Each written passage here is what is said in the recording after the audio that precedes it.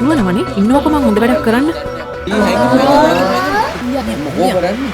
බා ඉන්ටි කෑනේ බා. ගොඩින් බෝලි ඉල්ලපන්. බෝලේ ඔන්න බෝලේ. අපුනේ දිල්කා. එතකොට මහේෂ් මම දෙන්නම් පස්පන් වෝ තැම්බුවාගේ වැඩි. ඔගොල්ලෝ බය නැතුව ඉන්නකෝ. මම මොන හරි බොරුවක් කියන්න. සිතේ සතුට ගතේ සවිය අපට තියෙන්නයි ආදරයෙන් පිරුණු මතක අප සනසන්නයි. තව කරදරේ එයි කියලාද ගුරුනාන්සේ?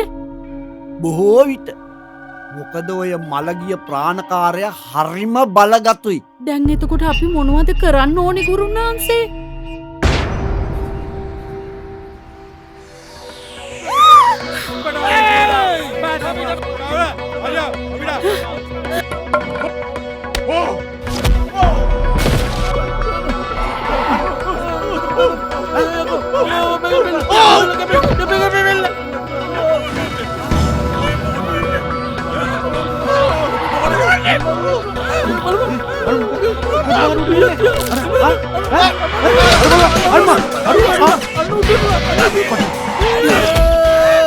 ආගේ හිතෙන් ප්‍රශ්න ඔක්කොම විසඳගන්න පුළුවන් වුණාද?